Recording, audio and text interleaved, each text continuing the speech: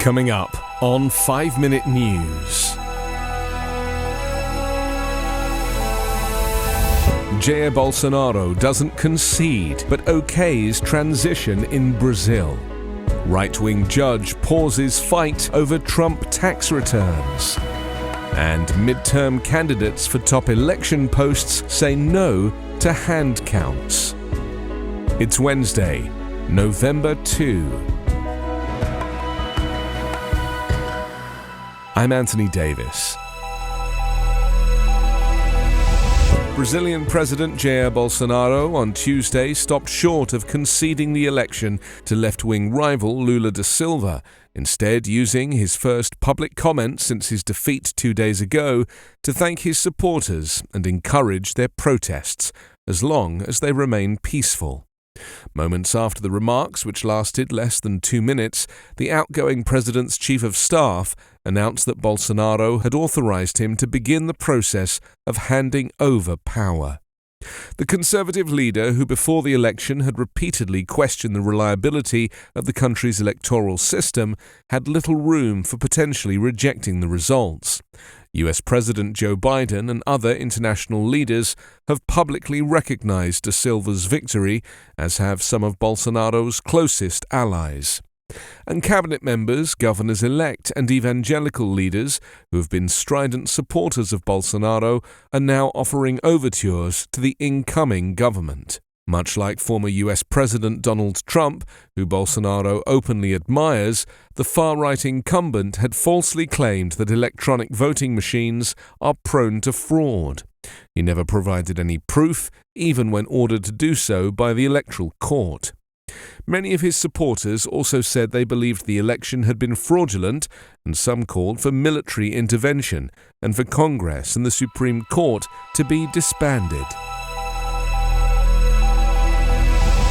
U.S. Chief Justice John Roberts on Tuesday temporarily blocked a U.S. House of Representatives committee from gaining access to former President Donald Trump's tax returns, effectively pausing the fight over a request from lawmakers that he claims is politically motivated.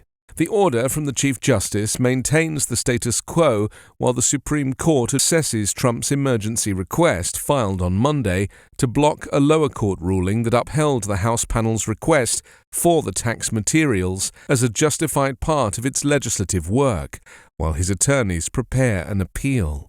Roberts ordered the Democratic-led House Ways and Means Committee to respond to Trump's bid by November 10. That is 2 days after the U.S. midterm elections, in which Trump's fellow Republicans are seeking to regain control of Congress.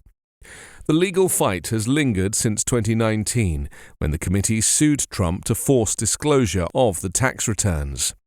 Trump was the first president in 4 decades not to release his tax returns, as he aimed to keep secret the details of alleged tax evasion and the activities of his company, the Trump Organization. House Democrats have said they need Trump's tax returns to see if the IRS is properly auditing presidential returns and to assess whether new legislation is needed.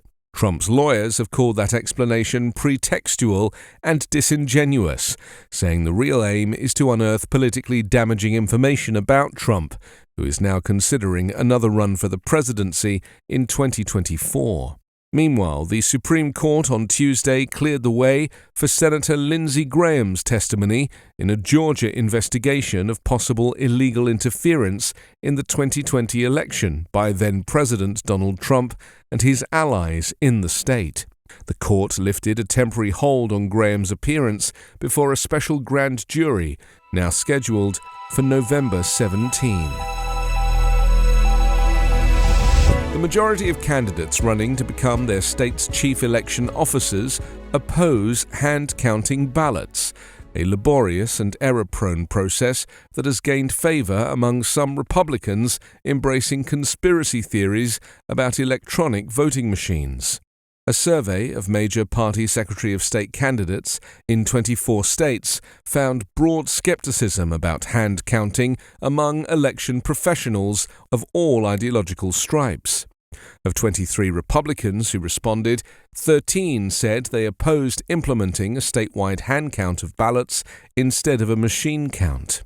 GOP candidates in Arizona and New Mexico have previously endorsed the idea of a hand count, but others cautioned it was a dangerous road to follow. The desire to hand count ballots stems from conspiracy theories spread by former President Trump and his allies that the electronic machines that tabulated the results of the 2020 election were rigged. Now, some Republicans, inspired by his election lies, seek to expand or require hand counting of all ballots. Counting by hand takes longer, requires large groups of people to examine ballots, and has been found by multiple studies to be less reliable than using voting machines. While the survey found most candidates strongly favor machine tabulators, 2 GOP Secretary of State candidates in political pivotal states, Arizona and New Mexico, want to shift to the unreliable method of counting ballots. Meanwhile, the Pennsylvania Supreme Court on Tuesday ruled that county election officials must segregate and not count mail-in ballots that arrive with undated or incorrectly dated outer envelopes for the upcoming midterm elections. The court did not say what will or might happen to such ballots after they are segregated.